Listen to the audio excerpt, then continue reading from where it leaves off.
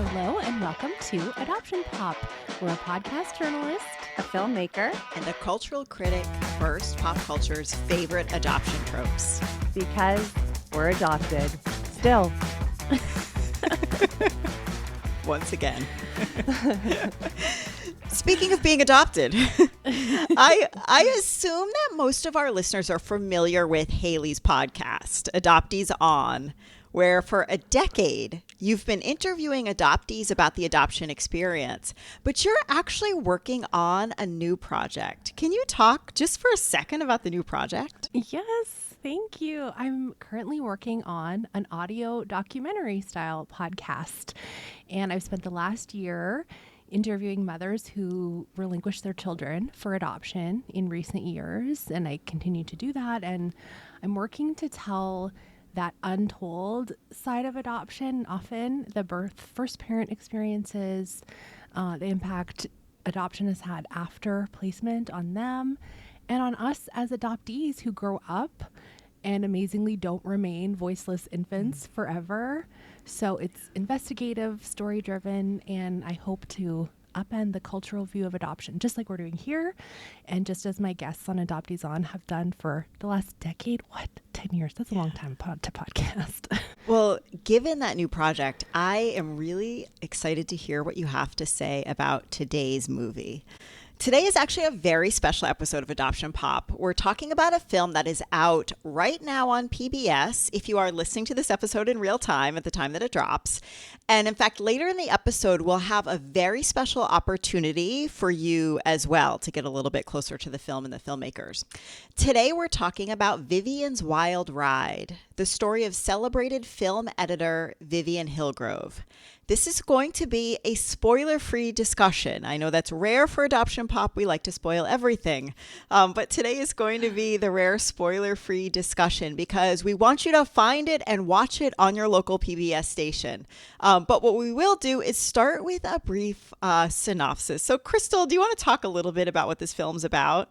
Vivien Hillgrove has been a film and sound editor all her adult life. She's worked with many filmmaking greats, Francis Coppola, Phil Kaufman, Milos Forman, Murch, and celebrated documentary filmmakers Lourdes, Portillo, and Deann, Borshay, Liem. When Vivien's eyesight starts to deteriorate, the shame and loneliness she felt in 1964 comes flooding back, having relinquished her baby as a teenage unwed mother when there were few choices for women was a loss that resonated throughout her life. Now she faces a new feeling of isolation and loss, recalling her resilience as a young woman.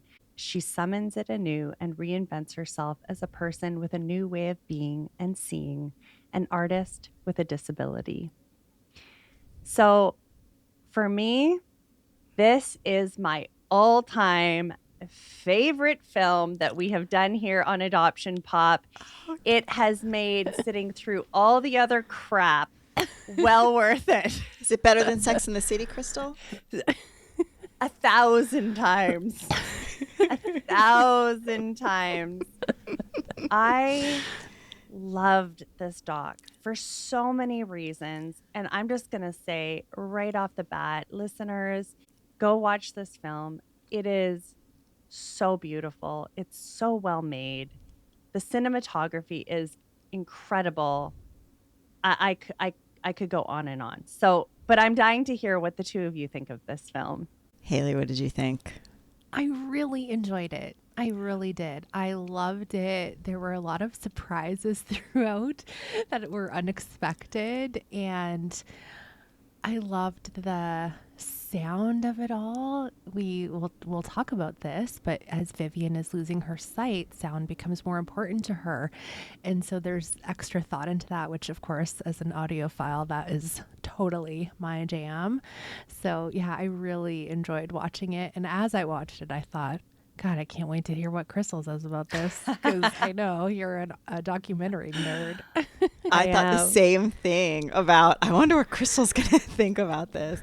But I also, like the two of you, I really enjoyed this movie. And it's one of those films where the time just kind of flies by while you're watching it.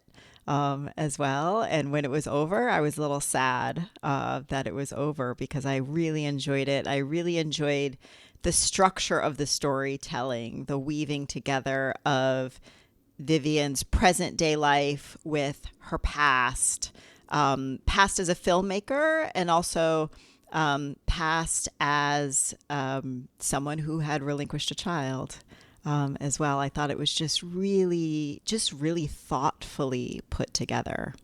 And this theme of like feminism and women breaking into the industry and seeing those parts of her story, I just loved. I really, really loved that. Yeah, I agree. Vivien Hillgrove is a badass. If I could give an award for the badassery award, Vivien Hillgrove would get the badass award.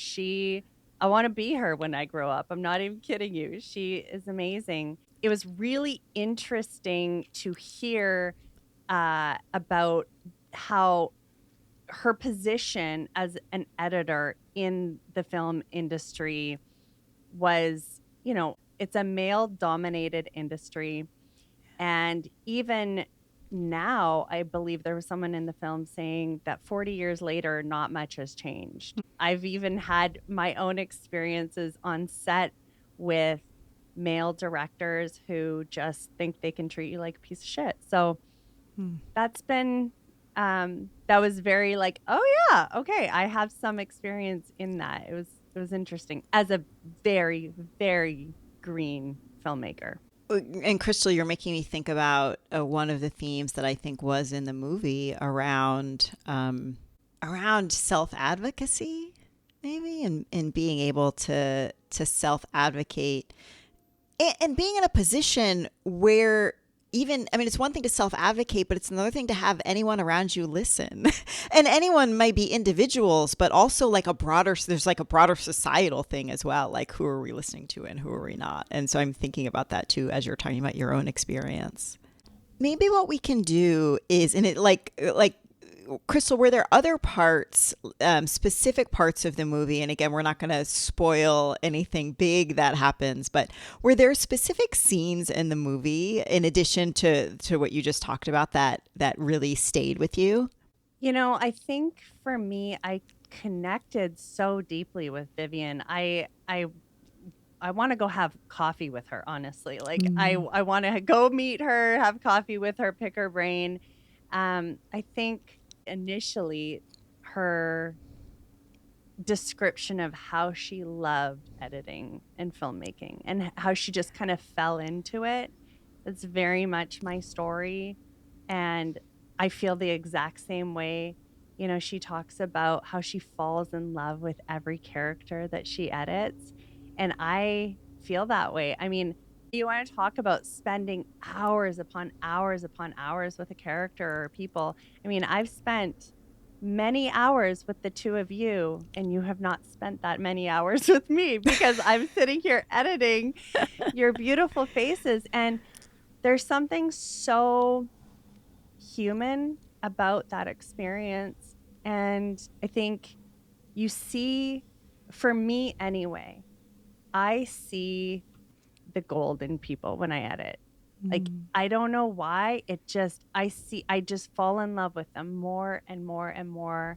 And it is such a human experience. So that was a big piece that I really connected with her on. And then the other piece was when she went the very first line, she's like, I'm really glad that I did acid in the 60s because it helped me with this losing my sight. And I wanted to know if any of you did acid in the 60s. Well, I don't think any of us were around in the 60s. The only mind-altering substance I've ever used is alcohol. I've never done acid. Pure. So pure. In the 60s or any other time. Okay. Any other time. I've never done acid. I've done mushrooms way back in the day. And let me tell you, I would not do that again. Nope. I feel like I'm not I feel like I'm not being as vulnerable as you are right now, Crystal. I didn't. When we were prepping this episode, I didn't know that this was going to be part of what we talked about. Otherwise, I would have answered with it. I've smoked some weed and done some edibles once, because that's what you do in Amsterdam. Like, that's. I mean, I guess people do that in the States too, but yeah. All right, moving right along. What were the parts that resonated the most for you? Wait, Crystal, I want to go back to something you said when you talked about falling in love while you were editing. Yeah. Because, again, you have this fantastic documentary, Because She's Adopted, that if people haven't seen, they should go to your website because you can rent it and watch it. People should watch it. But also for the viewers, for our listeners and viewers, for those that have watched this pod on YouTube, they should know that you are the one responsible for our video content on YouTube. And you are the one that makes us responsible, or that is responsible for making us look and sound so good. Because as many times as we devolve into laughter because we think we're hilarious, there's a lot of time we spend just saying a lot of stuff that might not necessarily be the most interesting thing for a viewer or a listener, but you make the magic happen. And I think you make us look and sound amazing every single episode. Well, thank you for saying all of those wonderful things. And it is true. It is I who does all of these things. You're welcome. Mm-hmm. No, I'm kidding. And don't edit that out. Yes, exactly. Do not edit that out. There's so much that's left on the cutting room floor, and one day I will compile a reel for the people. It's most of us acting a fool. Yeah. It's been one of the most joyous experiences for me, to be perfectly honest. And I got to give credit to my editor that edited my film. Her name's Chelsea McAvoy. She's another badass chick who I have so much respect for. She has taught me so much. And it was her that sort of saw that I had this skill. She never allowed anybody in the editing suite with her when she would edit her films. And she's been doing this for many, many years. And she said I was the first person to come in to the editing suite with her and edit. And we just worked so beautifully together. And she inspired me to sort of pursue editing. So go Chelsea. Awesome. Haley, what resonated with you? Well, I love that line too, that she falls in love with all the characters she works with, because I feel so much the same way. And I used to edit adoptees on. I continue to edit some things myself. And I too identify that. And this idea of storytelling and who gets to tell our stories.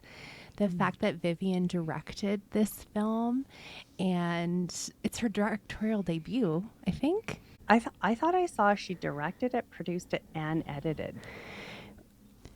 Incredible. Yeah. Incredible. Yeah. I think there's some magic in the creativity of that process that changes you every time you tell someone else's story, because it makes you reflect. For me, it makes me reflect on my own story and those kinds of things. And so to see all the different projects she worked on over the years and how that shaped her, and then we come to this point for her where all of a sudden the words are moving around on the page and there's like something's wrong. And I thought too, like, oh, when would you notice that your vision has changed? This isn't a great analogy, but you know how every once in a while you might look in the mirror and think, oh my gosh, I look so much older now. And usually it's when I see a time hop photo from like 5 years ago and I'm like, wow, there's a lot more gray. And so, but when you look in the mirror every single day, right, you're not necessarily seeing those changes day to day. And I was like, whoa, like, would I notice if my sight was going, and what's the tipping point for that? And I follow Molly Burke. She's a Canadian YouTuber and she's blind. And so I learned a lot about vision loss from watching her content on social media. I've watched her videos for years. And she often will say, like, you could become disabled at any time. Like, we don't know. Yeah. And so to think about accessibility and how we exist in this world, it does include you because you don't know when it could happen to you. So I love that vulnerable side of Vivien, how she shares that. And that felt really interesting and I wanted to know more. One of the things that really resonated with me along these same lines is as she's going through her journey of vision loss, we see her throughout the film connecting with different experts that help her prepare what will be her day-to-day life in the future, and whether it's using a cane or different audio aids or those kinds of things. And she says at one point in the film, because of course we have this thread of vision loss, there is also the thread of relinquishing her daughter. And at one point in the film, she says, losing my daughter and losing my sight feels so connected. And I was reflecting that as she's going along this journey with vision loss, she has all of these experts that are really, really holding her hand. Sometimes literally, but metaphorically, to help her prepare for this and help her understand, okay, this is what it might feel like today, but this is what it could feel like for you in the future. We see her at times in a support group of other people experiencing the same thing. And I couldn't help but think when she tells the story of giving birth and relinquishment, that there seemed to be nobody there with her to talk about, here's what you're feeling today and here's what you may feel in the future and here's all the ways we prepare for it. And that for me was just it really struck me a lot, those two things, those two experiences that are both, I think, equally life-changing, but how she experienced them very differently in terms of support. Yeah, I admired her deeply for her willingness to join a support group, go get help, go ask for help. I mean, you to me, I would be like, yeah, of course she would do that. But no, there's a lot of people that might feel like, oh, my life is over and there's no point. I'm already this old. What does it even matter? I'm just going to go blind anyway. And yet she continues to fight for her life. It takes a lot of willingness to learn something new in, your later years. And I commend her for her willingness. She's a badass, I'm telling you. Yeah, when I was watching, what I felt in my own body that was the most terrifying about watching her is the thought of having to be in a position to have to rely on other people. That to me is probably the scariest thing. Well, we see one support group member sort of say that, like, I used to be the one who did everything for everyone else, and now I have to be the help receiver. Yeah. And I was like, no, thank you. Nope. No. Nope.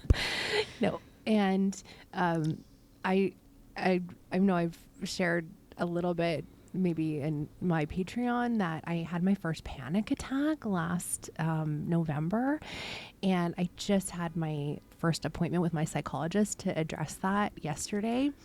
And this fear, like this intense fear I had of like, my body is betraying me. I can't outthink this incident happening. And this is just like a one-off. So losing that control that we feel like we have, which is all an illusion because we're not in control, is terrifying. So the choice to go and get support and is so brave. And it's an admission that yes, things are going to change. And I think a lot of us like to live like ostriches with our head in the sand, and we want to pretend like things aren't happening because somehow that's easier. And then one day you're going to wake up and wish you had built those skills over the last months and years to help you be more independent. So it's very vulnerable to admit that this thing is actually coming, accept that, and work towards how can I be independent as much as possible when it happens. She poses a question, who am I without my sight? And it speaks to identity. And I think, I think back to even sobriety. And one thing that my husband really talked to me about was you have to picture what your life would be like without drugs and alcohol in it. And that to me was terrifying. Like it was absolutely terrifying. And I think that this ability for her to even pose that question to herself and say, who am I without this thing, without my sight, without my addiction? It's a useful question, even when we're moving towards something good, like something new in our life. Who will I be with success even? Like, what will that look like? And it's so attached to our identity. And I can imagine that was very difficult for her, having to ask herself that. And I mean, in the end, she's still Vivien, right? Yeah. Sight or not. The question of who are you? I think the question you posed, Crystal, and that she posed also presumes you know who you are. And I say that as an adoptee thing, right? Yeah. Because I think so many of us struggle with like, who am I? Even as a baseline. So it feels like that question feels really, really hard. So one other thing that it makes me think about everything that we're talking about, a part that really resonated with me is there's this theme of freedom. Also, there's the independence piece that we talked about, but there's also this theme of freedom. And she talks about at different points in her life, or as a young child, she learns to roller skate and talks about this, like the first time like she felt free was when she learned to skate. And also in sort of young adulthood, she goes to her first gay bar. And again, this is not really a spoiler. If you go on the website, you'll see that her longtime partner is involved in the film as well. But she talks about discovering the gay bar was a place where she felt a huge degree of freedom.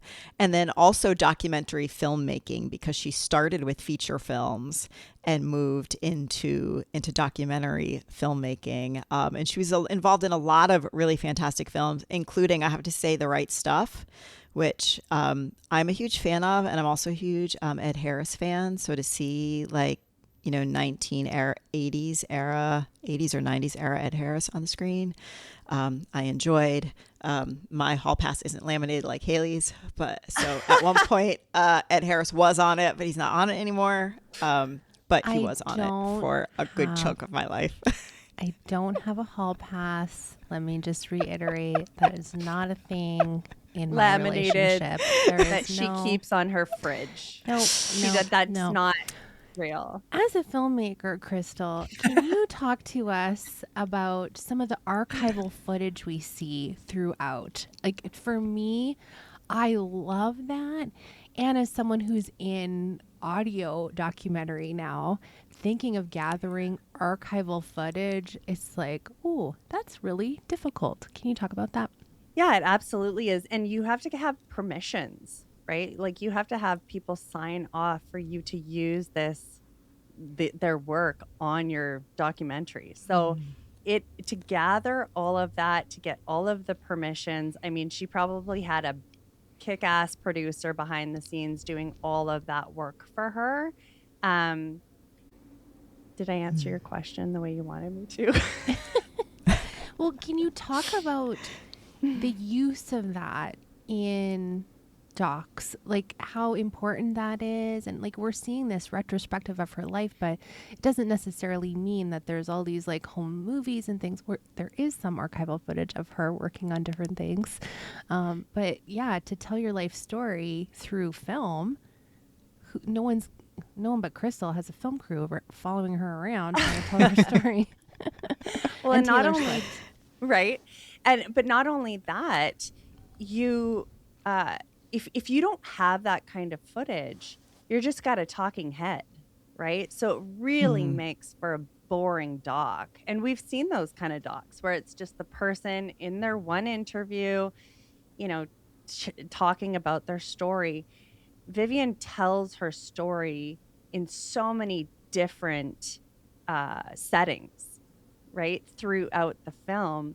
And to have that footage to back up and sort of reinforce and get the audience to come along with her and see this is what it was like back in the 60s, and people, you know, in their 20s to watch this film.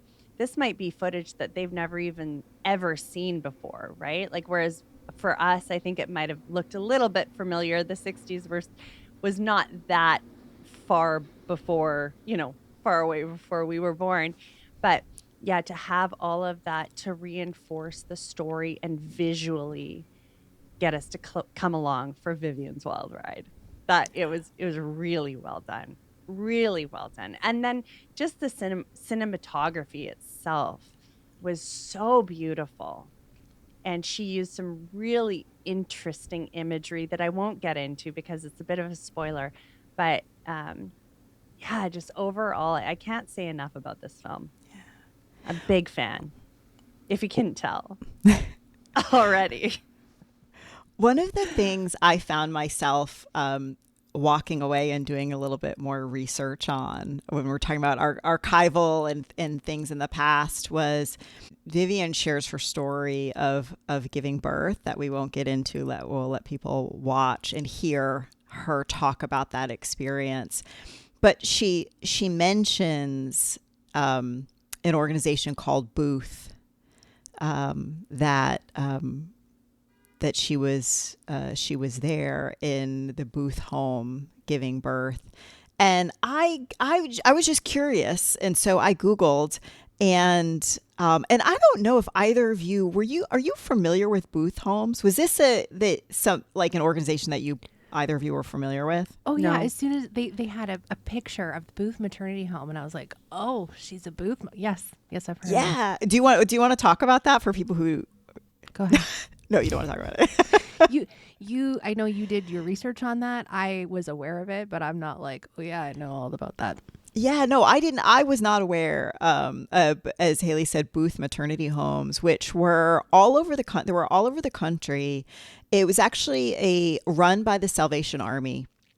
So the Salvation Army ran these Booth maternity homes, and they were places for, again, this was the 60s, unwed mothers, because, you know, one needed a husband if one was going to have a baby, so society convinced everyone, where they would go, and the Booth homes would facilitate adoption as well. And so when I was looking, so they're not, there's Booth homes and there's Booth hospitals as well.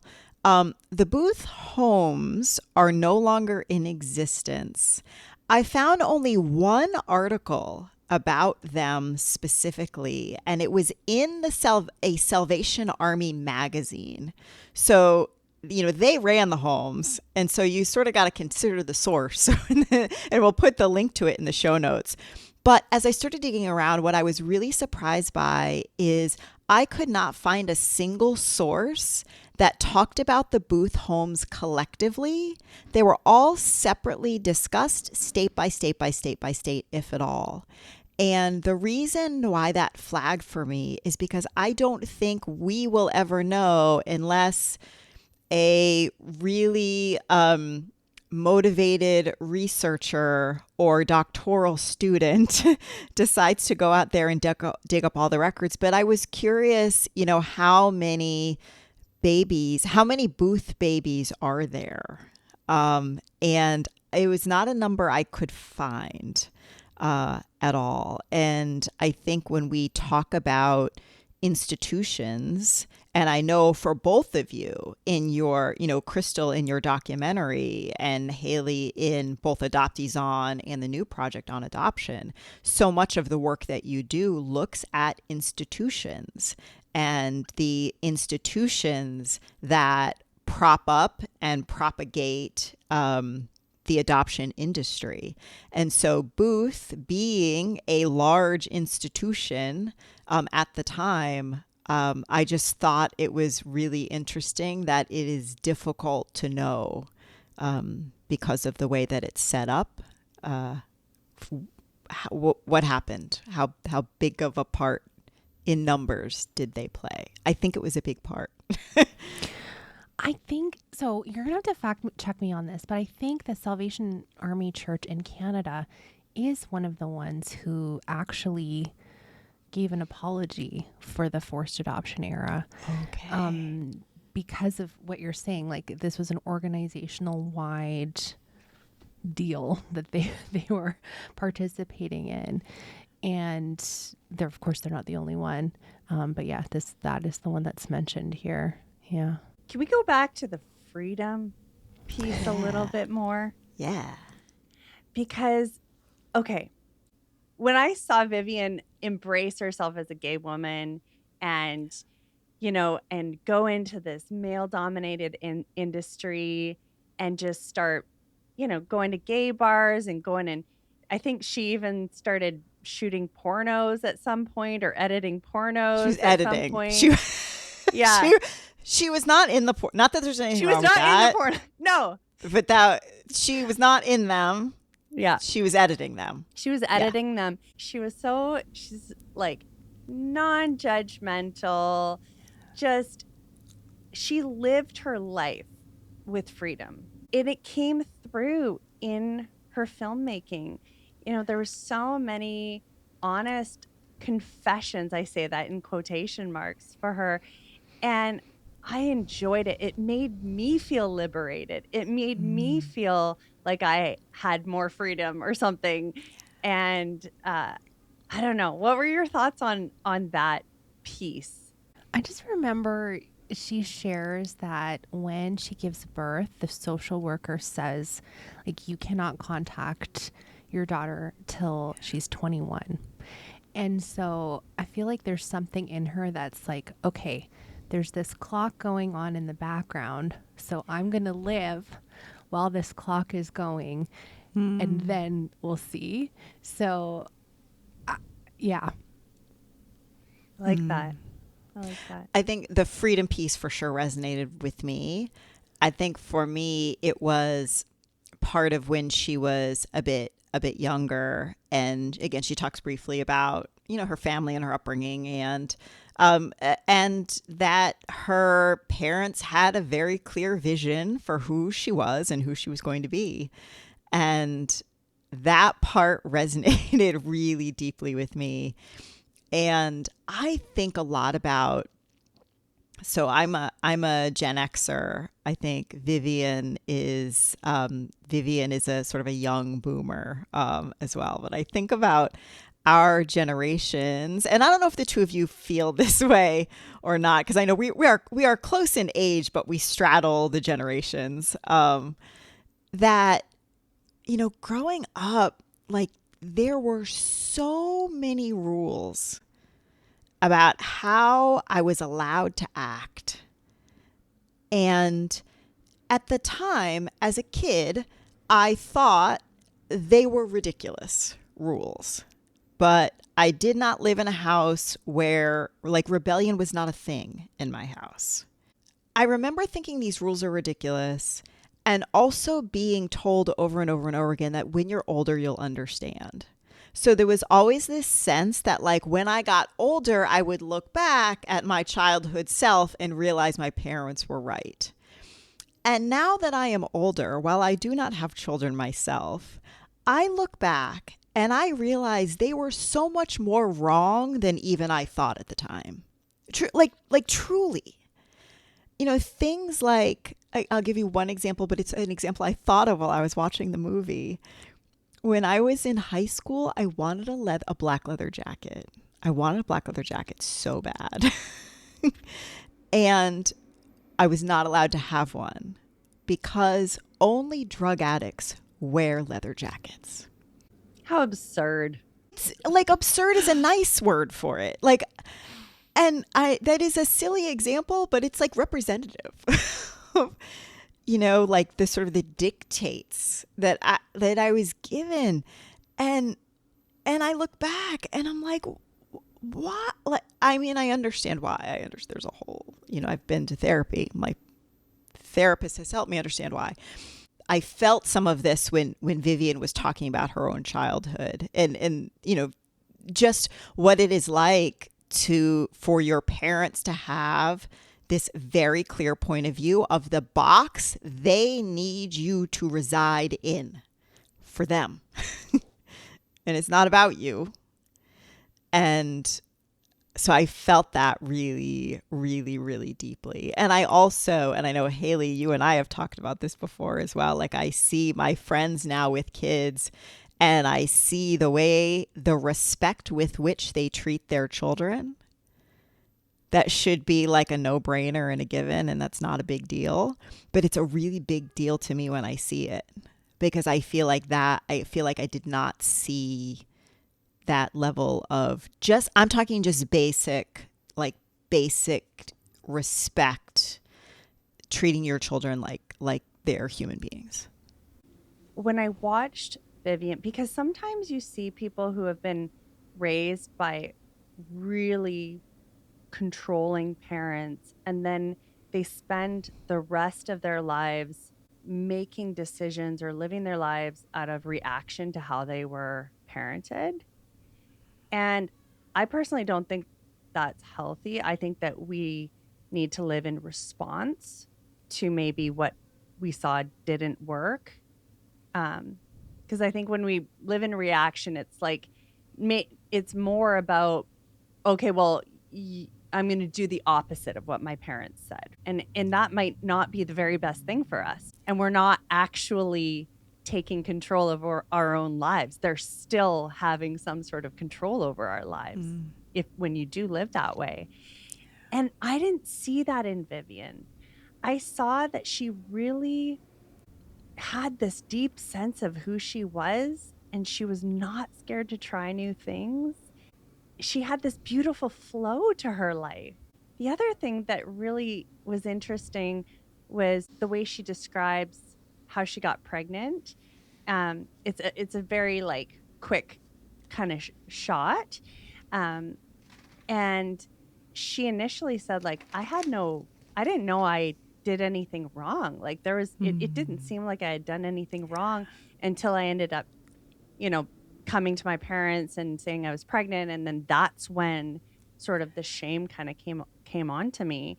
And I thought that was really interesting and lucky for her because I felt so ashamed about premarital sex until the day I got married. And then finally the night I got married and had marriage sex within the marriage covenant, I was like, there was no guilt or shame anymore. I'm like, I can have all the sex I want and not feel guilty about it. You know? That's a true story.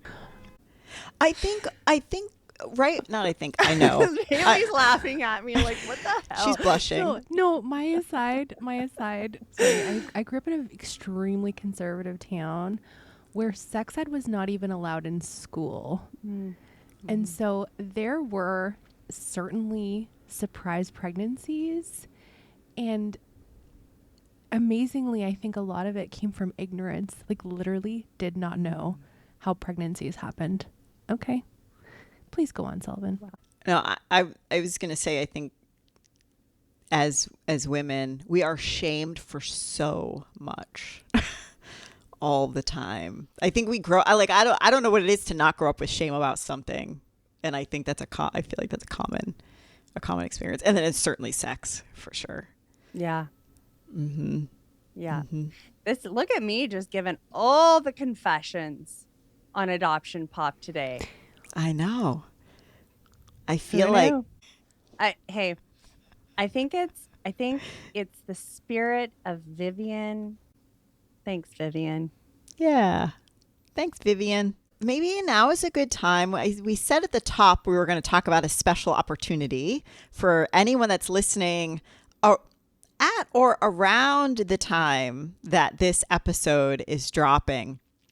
And so if in fact you are listening at that time, on Thursday, February 26th, 2026, you can hear directly from producer, director, and subject of Vivien's Wild Ride, Vivien Hillgrove. She'll be speaking on a panel alongside her daughter, Kathleen Toski. This event is hosted by Adoption Mosaic, which is an organization that invites adoption-conscious community by providing innovative, adoptee-centered programs and support services. And the event is also going to be co-hosted by several other adoptee and birth parent-centered organizations, including Adoption Pop.